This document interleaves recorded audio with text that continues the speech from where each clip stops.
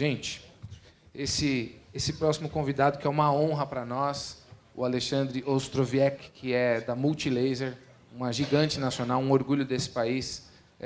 Talvez a gente nunca tivesse tido a viabilidade de trazê-lo até o poder, se não fosse pela ajuda do meu amigo, meu irmão, Rogério Ribeiro, da Restitui. Peço uma salva de palmas para esse cara, fantástico.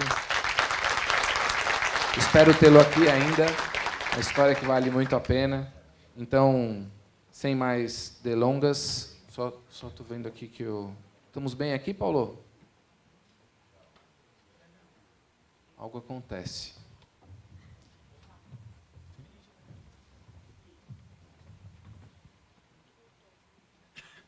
Para ajudar o nosso querido amigo aqui, eu vou trocar para facilitar a vida do Alê.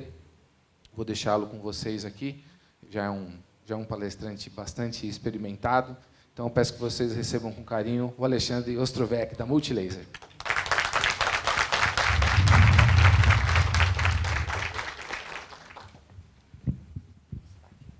Boa noite a todos.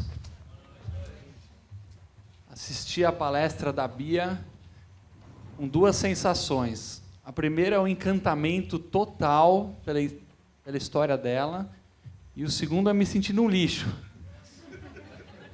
Eu, aos 18 anos, o maior sucesso da minha vida era ter ganhado no Mario Bros, no videogame.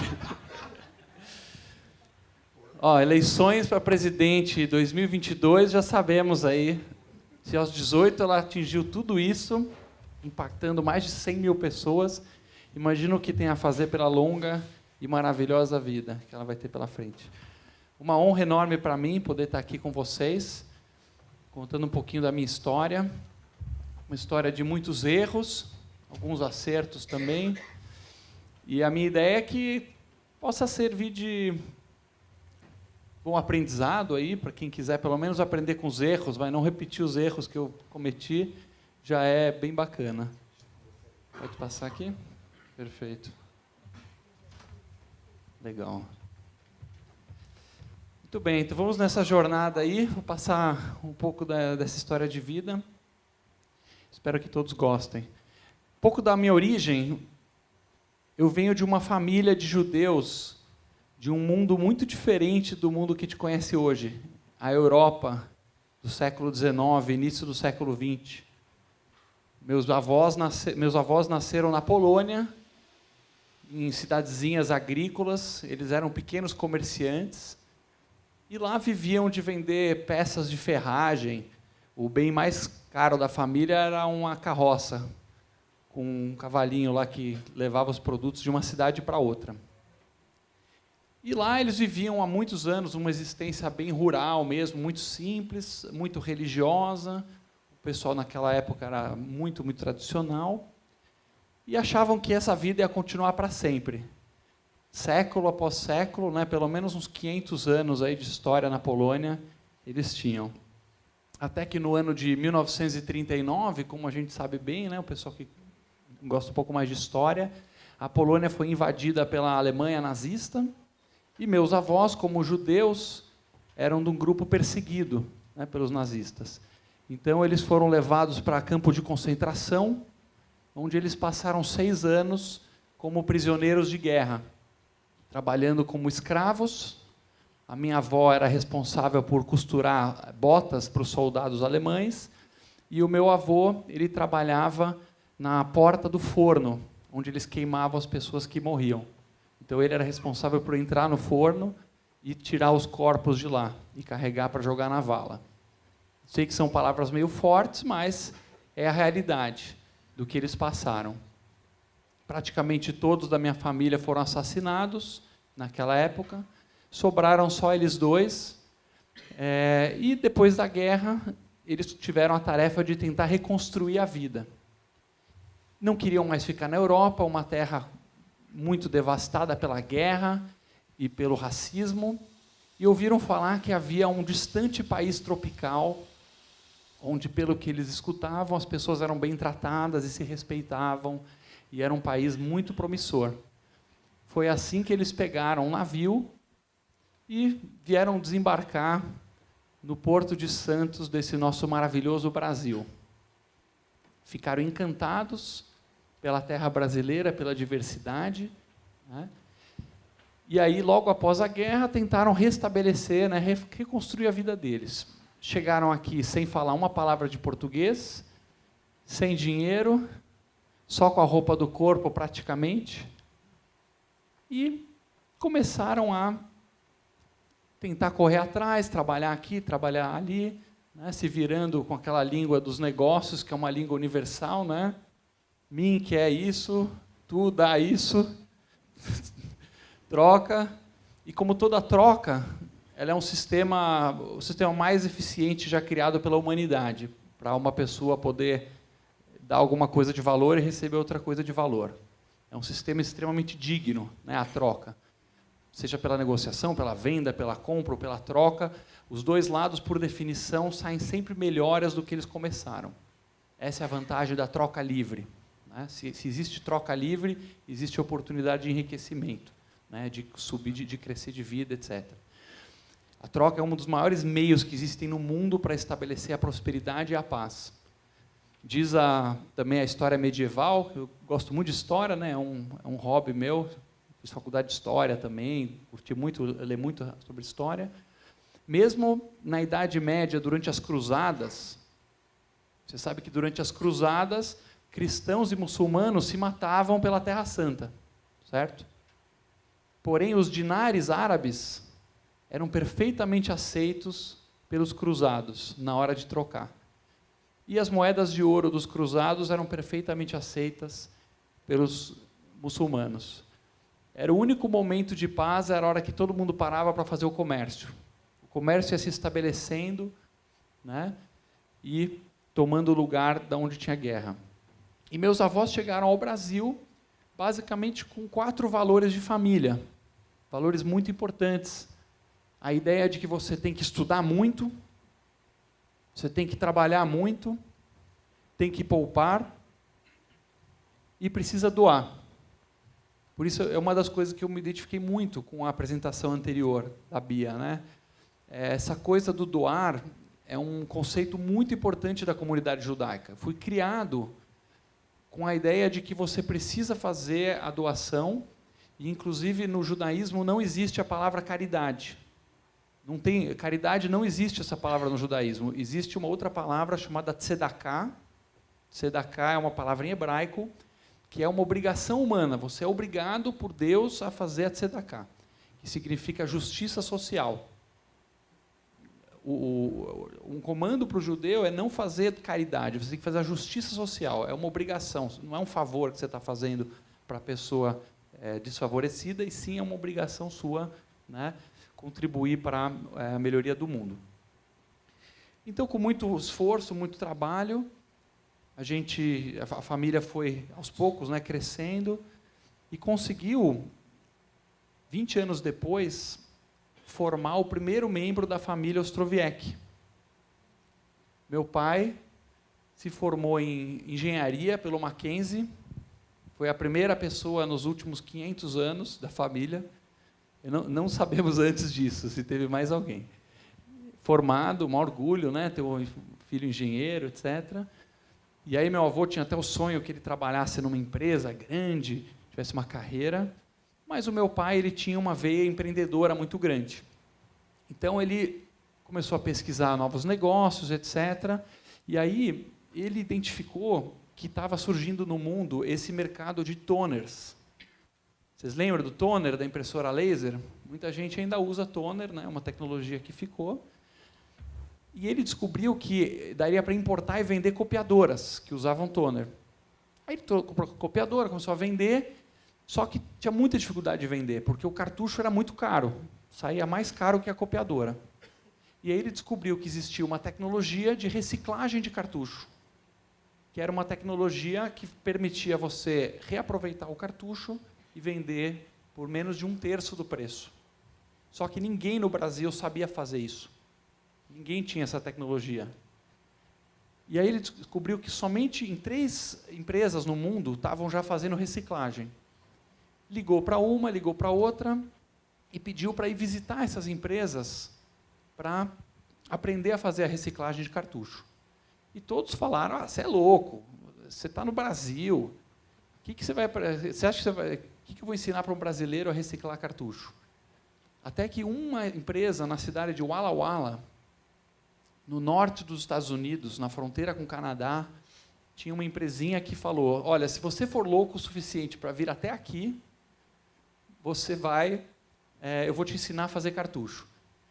E ele foi louco, pegou um avião, foi para os Estados Unidos, chegou no aeroporto, comprou essa caneca, foi o primeiro bem da Multilaser, e essa caneca está hoje na minha mesa, lá no escritório.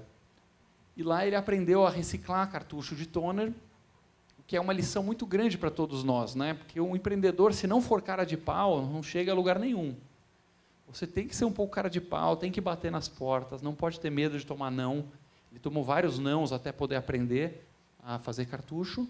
E aí a gente virou, finalmente, uma empresa de reciclagem de cartuchos, que foi a maior da América Latina durante muito tempo, apesar de ser um ramo muito pequeno. Então, ainda era maior, mas um ramo muito pequenininho, o ramo de reciclagem de toner.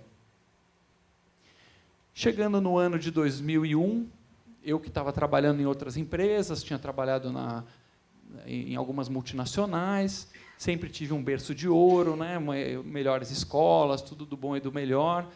Tive uma infância muito privilegiada, muita sorte na minha vida. Quando chegou em 2001, eu me juntei ao meu pai para trabalhar com ele, para ajudá-lo. Fiquei com ele, eu tive o prazer de ficar 1 ano e meio trabalhando com ele. Felizmente, meu pai, eu tive a sorte dele me delegar muita coisa, então ele me passava as áreas, me passava os departamentos para cuidar, e eu fui pegando mais e mais coisas e aprendendo sobre a empresa. Só que no ano de 2003, num belo dia de maio, eu cheguei na empresa e a secretária estava pálida, igual um fantasma. E ela falou, olha, eu recebi um e-mail, seu pai está viajando, ele foi fazer um mergulho e ele desapareceu. Ele estava no Oceano Pacífico, e aí eu fui para esse país, que é a Costa Rica, procurá-lo. Passei algumas semanas lá em buscas, né, alguns dias, e 1 semana e pouco em buscas, e depois desses dias não se achou nada, não tem nenhum sinal dele. Ele desapareceu durante um mergulho, nunca mais foi encontrado. Então não tinha corpo, não tinha prova segura, né, de que tinha realmente falecido, não tinha, mas a gente acabou entendendo que não tinha chance de vida depois de tanto tempo. E aí eu me vi no desafio de voltar para a Multilaser. Até o dia de hoje eu achava que era jovem, hoje eu já acho que eu era velho, aos 23 anos. Então, sempre achei que eu assumia a empresa com uma idade muito jovem, né, para esse desafio, 200 funcionários, etc. Após escutar a Bia, já acho que eu já era velho, aos 23. Mas, naquele momento, eu voltei para o Brasil, super preocupado, né, muito transtornado, perdi o meu pai, perdi a minha grande referência, tenho uma empresa para tocar, tenho irmãs pequenas, tenho uma família, o que eu faço?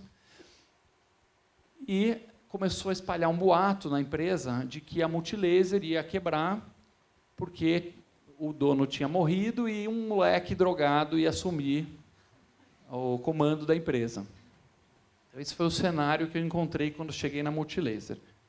Se vocês verem a minha cara quando eu cheguei, vocês vão entender o porquê do boato, né? Hoje em dia eu já entendo. Olha só, tem alguns membros da equipe que eu vou apresentar em breve que estão chocados aqui. Amanhã, se bobear, vão pedir a conta, depois de ver isso. Então, isso aqui era o cenário encontrado, né, pelas pessoas que trabalhavam na Multilaser. Olhavam para esse ser e falavam, eu não vou ficar aqui, esse barco vai afundar rapidinho. Então, era uma crise que tinha se instaurado, como em qualquer empreendimento tem crises, né? Todo mundo vai enfrentar crises, e a questão é se você aprende com a crise, sai mais forte, né? Ou se você se deixa sucumbir pela crise. Tenho certeza. Quem aqui é dono de empresa? Levanta a mão. Muitos aqui. Quem aqui nunca passou? Quem aqui já passou por uma crise na empresa? 100% das pessoas que levantaram a mão, e quem não levantou é mentiroso. Então eu tive que tomar uma medida drástica, que foi cortar o cabelo. Aí as coisas começaram a melhorar na empresa. primeira medida é cortar o cabelo. E aí, em segundo lugar, eu trouxe um sócio para a minha operação, que também é uma decisão de muitos aqui. Quem aqui tem sócio? 50% dos empreendedores reportaram aqui que tem sócio. E alguns talvez não tenham, mas pensam em ter um sócio. Alguém não tem sócio e pensa eventualmente em ter um sócio? Essa é uma decisão muito importante. Tem umas 5 pessoas aí. Eu trouxe um sócio. Aqui eu ainda estava com cabelo, entendeu? A primeira coisa sábia que ele me convenceu foi cortar o cabelo. Então, se eu não tivesse o sócio, nada disso teria acontecido. Quando eu propus a sociedade, ele falou, cara, eu até entro se você cortar essa juba horrível. Então, o que eu acho que é importante? A decisão de encontrar um sócio ou não é uma decisão crítica em todo negócio. Ela pode jogar o seu negócio para cima e fazer decolar, ou pode afundar o seu negócio de vez. Eu entendo que tem 3 coisas que a pessoa precisa prestar muita atenção. Precisa ter a confiança absoluta no sócio, 100% de confiança. Os objetivos para a empresa têm que ser comuns, né? Não adianta você querer fazer uma empresa gigante, investir, ralar, se matar de trabalhar, e o seu sócio, na verdade, quer um negócio mais sossegado, mais para ganhar um dinheirinho, etc. Vai dar pau aí. E a complementariedade de habilidades. Se você quer um sócio que saiba fazer a mesma coisa que você não precisa do sócio. Sempre melhor sem sócio. Sócio é sempre uma dor de cabeça, então tem que valer a pena. E eu encontrei no Renato, esse sujeito aqui, bocudo, um sócio perfeito, porque ele era meu amigo de infância, de alta confiança, né, total confiança minha, o mesmo objetivo, né, 2 doidos querendo fazer a empresa crescer, querer acontecer no mercado, e com habilidades complementares. Né. Ele é um cara muito mais sociável, expansivo, simpático, comercial, e eu gosto mais de processos, gosto mais de sistemas, né, essas coisas. E aí partimos para fazer a empresa crescer, quando a gente nos deparou com a grande máquina Molusco. Foi aí que nós encontramos a grande máquina Molusco, que é conhecida de todos os empreendedores do Brasil. Quem quer dar um chute? Qual que é a máquina Molusco? Governo, será que vocês acertaram? Prazer, eu sou o governo. Eu gostei muito dessa imagem, é a imagem que eu mais gosto para representar o governo, que é a máquina que eu vi no filme Matrix. É uma máquina Molusco, porque ela é desengonçada, ela é maléfica, ela é gorda. Vocês vão ver que eu sou um cara muito fã de governo. Né?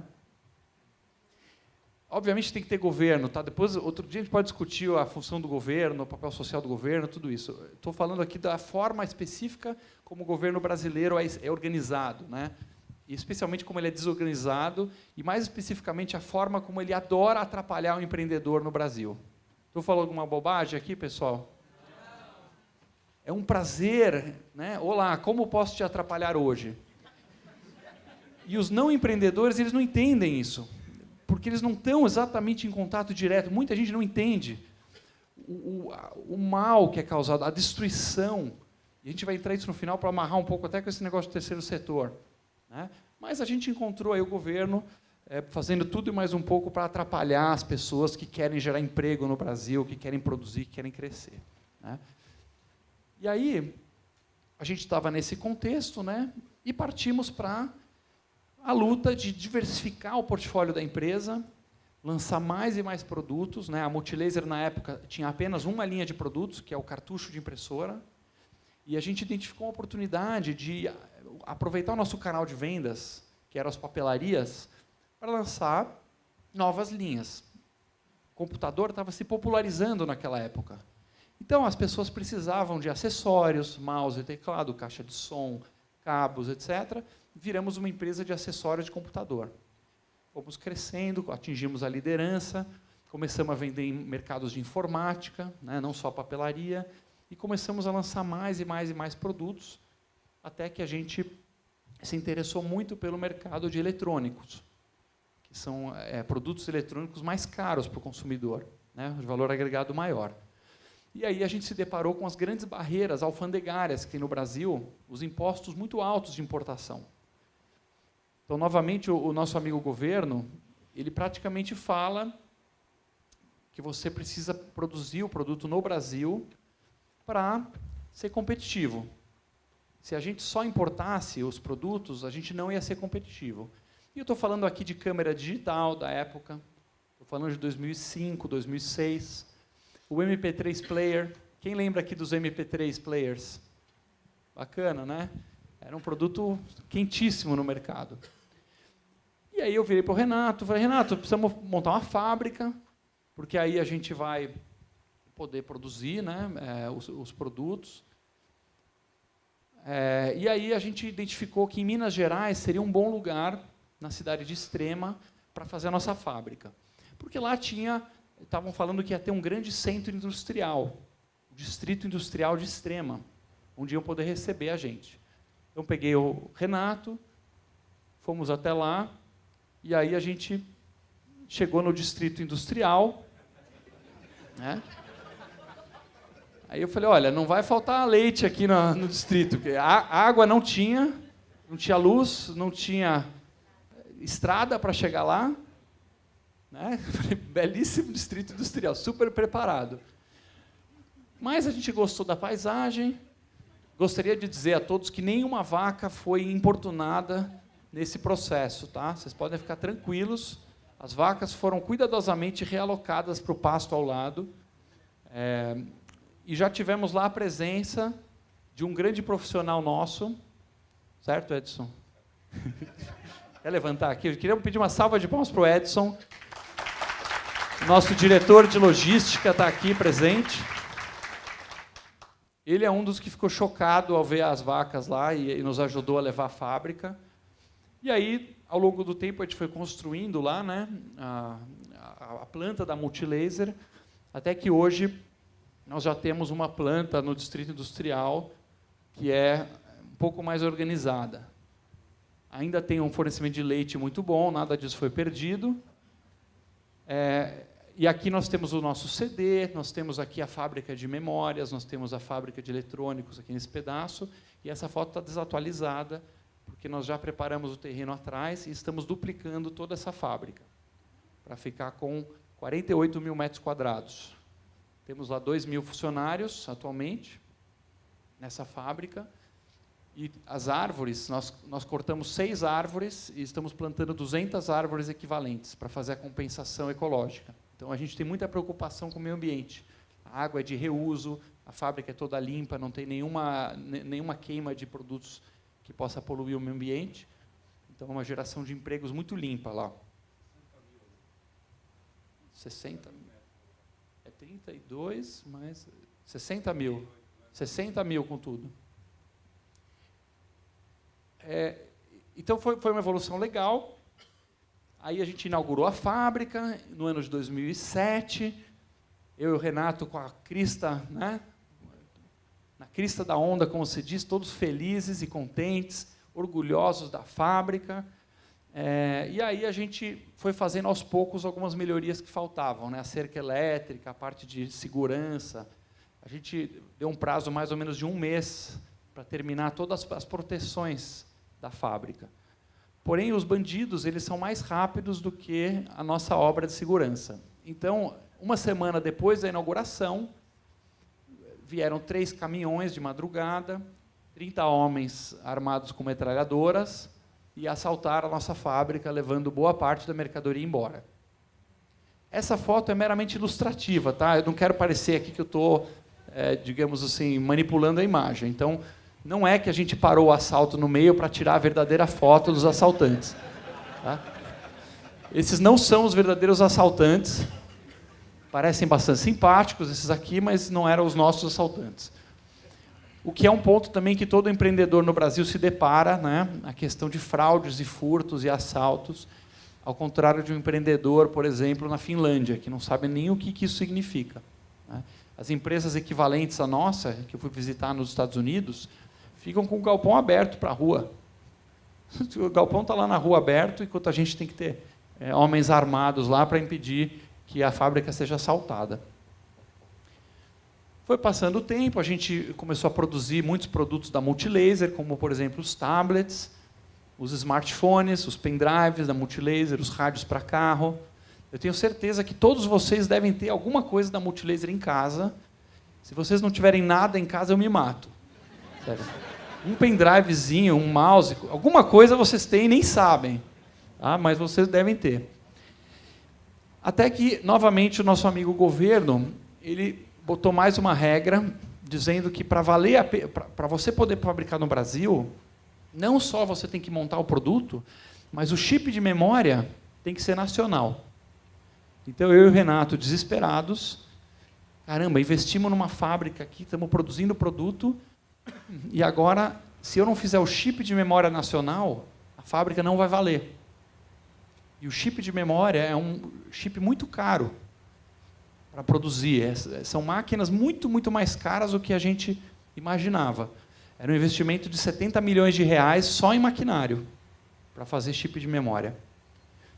Mas se a gente não fizesse, a gente não ia ter acesso aos incentivos fiscais, é como se precisasse fechar a fábrica, por causa de uma canetada do governo. Aí nós fomos atrás de quem sabia fazer chip de memória. Estou falando aqui da memória que vai no celular, da memória do pendrive, a memória que vai no cartão de memória, né, que você sempre lê no celular, tantos gigabytes, essa é a memória. E não tinha ninguém no Brasil que sabia fazer memória. Aí eu falei, caramba, meu pai teve o mesmo tipo de problema, né, lá em 91, quando ele foi aprender a fazer, em 94, desculpa, quando foi fazer cartucho, e eu aqui, 20 anos depois, exatamente 20 anos depois, também tendo esse problema. Identificamos uma pessoa nas Filipinas, que era um engenheiro sênior que sabia fazer memória, porque ele trabalhava numa fábrica gigante. E aí eu fui até lá para convidá-lo, e eu falei, cara, você não quer fazer uma fábrica de memória no Brasil? Quer? Onde fica o Brasil? Tem lá, ó, a Amazônia, entre o Carnaval, a Amazônia, as bundas. Extrema está lá, o Carnaval aqui em cima, a Amazônia, as bundas, os corruptos aqui, então é mais ou menos ali. O cara, tá bom. E aí ele trouxe um time de pessoas das Filipinas, eram 7 engenheiros, nós trouxemos todo mundo para o Brasil, e eles vieram morar na nossa fábrica, e lá eles produziram a primeira fábrica nacional de memórias do Brasil, né? É uma fábrica bastante avançada, se você for lá ver, a gente compra o wafer de silício da Coreia e produz todas as etapas até ficar pronta a memória. E aí, nós chegamos a uma empresa que é hoje a Multilaser, uma empresa que está em crescimento, felizmente, né? A gente conseguiu crescer bem nos últimos anos, uma empresa muito diversificada, com mais de 3 mil itens. Ano passado nós fechamos com 2 bilhões de reais o faturamento, já somos uma das 400 maiores empresas do Brasil, felizmente, né? E acho que eu tenho um vídeo aqui de 1 minuto e meio que fala um pouco mais, fala melhor do que eu, sobre a Multilaser.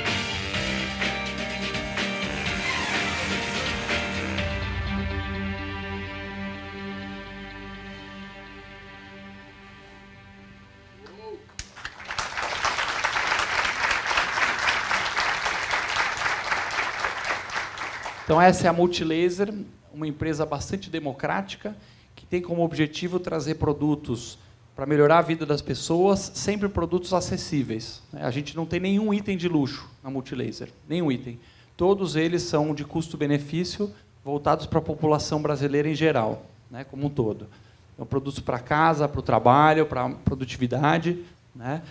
E a gente tem um orgulho muito grande da equipe, temos uma equipe muito bacana, nós temos parceiros muito bacanas.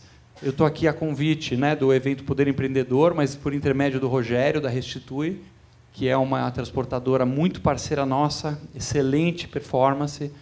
O Edson, que eu já apresentei, nosso diretor de logística, está aqui, diretor de supply chain, e está toda a equipe aqui. Estamos aqui com Anderson, Raquel, Jennifer, Rogério, Sandro, Luciano, Tiago, Wellington. Não vou esquecer de vocês, não, cara. Esqueci. Todo o time da logística da Multilaser, prestigiando, um prazer enorme poder ter vocês. Então, a gente está nessa jornada, e aí, o tempo inteiro nos deparando com a máquina, né, o polvo. Com perdão da palavra, não vou falar palavrão aqui, vou tentar me segurar. Eu tenho esse defeito genético, saem uns palavrões mesmo. Mas, assim, jorrando e jogando regras e burocracias, né? É como se tivesse uma máquina amarrando bolas de ferro no pé de todo empreendedor, e enquanto você quer ir para frente, essa máquina te puxando para trás, né? Te impedindo de crescer, e mais importante ainda para o país, te impedindo de oferecer o melhor programa social que existe no mundo. Os programas sociais são muito meritórios. Eu tiro o chapéu, sou fã, participo de vários, mas existe um programa social que é superior a todos. Chama-se emprego. Emprego. Como a Bia falou, tem 14 milhões de desempregados. E graças a Deus que tem Bias no Brasil, porque imagina como eles iam estar. Mas como ia ser melhor se esses 14 milhões tivessem um programa social, que é sair de casa de manhã e fazer o seu trabalho, ganhar o seu próprio dinheiro, ter sua própria renda, né? Esse é o melhor programa do mundo, é o emprego. Então, essa burocracia, e eu vendo assim, não, eu sou privilegiado, eu e o Renato, a gente tem empresa, já tem uma grana que precisa, mas o estrago que você vê isso fazendo no país é muito grande, né? Então, a gente decidiu escrever um livro, em 2007, que listasse todos esses problemas que tem burocráticos do Brasil, né, ligados ao poder público, e como poderiam ser solucionados. O que levou a gente a publicar o livro Carregando o Elefante, que está, inclusive, disponível gratuitamente no site. Como livrar-se do peso que impede os brasileiros de decolar. É como se o brasileiro tivesse amarrado a ele cordas e correntes com um elefante, né, um gigante elefante chamado Estado brasileiro, que sim tem o seu papel, que sim deve existir. Eu não sou anarquista, eu sou super a favor de governo, só não sou a favor desse governo com as características que tem hoje. E eu não estou falando aqui de partidos, tá? Não é uma fala partidária, é uma fala da estrutura do Estado brasileiro, seja ele de todos os partidos que governaram aí nos últimos 30 anos. Então, a gente lista os problemas do Brasil, quais seriam as soluções para destravar, né? Quase um programa de governo mesmo. E aí, no final do livro, a gente fala, bom, e como a gente faz para implantar isso, né? Como é que o cidadão comum no Brasil, que é o cidadão que não está atrelado a algum grupinho de privilégio, pode fazer para se livrar dessas amarras, para se livrar dessas correntes? Só dá para fazer isso você reestruturando o governo, de cima para baixo, certo? Você precisa fazer isso através de leis boas. Você precisa de políticos na presidência, no governo, e especialmente no legislativo, né, que é onde se aprova as leis, criando leis boas, desfazendo as leis ruins, desamarrando os problemas, os empecilhos que o Brasil traz, né? Quais são eles? São os que vocês já conhecem muito bem. Lei trabalhista antiquada e rígida, carga tributária enorme e confusa, desperdício no poder público, privilégios, estouro da aposentadoria, impostos altíssimos. Você teria, se você recebesse 40 milhões de reais por ano, o que você faria com a sua ONG, Bia? O que você faria com um orçamento de 40 milhões de reais por ano? Dá para brincar um pouco? Muito. E 4 milhões por ano? Sabe o que é 4 milhões?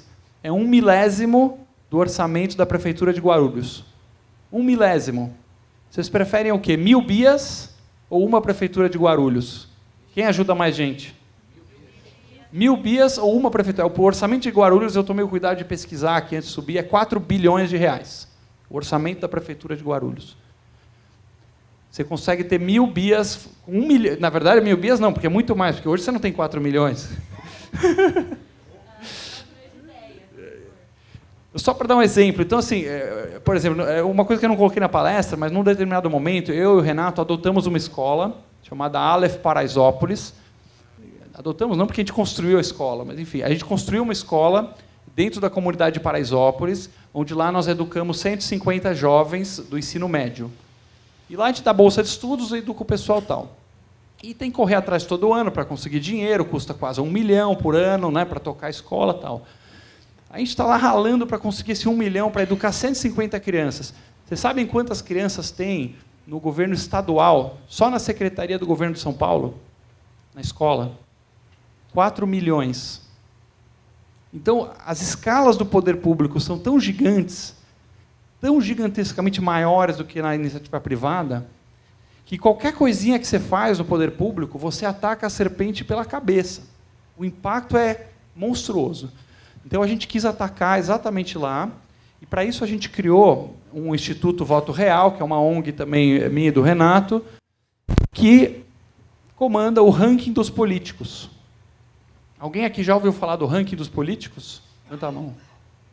Olha, bacana aqui. Bastante gente que ouviu falar. Espero que todos os outros conheçam e entrem também. Nós temos o site politicos.org.br, e no ranking dos políticos a gente tem um critério para classificar os deputados e senadores do Brasil do melhor para o pior.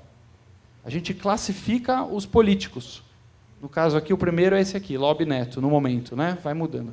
Pedro Cunha Lima, segundo, Ana Amélia. E, se você entrar no políticos.org, você vai poder ver detalhes de todos os políticos, e a gente basicamente classifica eles de acordo com alguns critérios. Presença nas sessões, se é um cara que falta ou não falta, se ele tem ficha limpa ou se está envolvido em escândalo de corrupção, se ele vota leis contra a corrupção, contra a impunidade, pela eficiência, a favor do empreendedorismo. Então, esse é o critério que a gente usa no nosso site.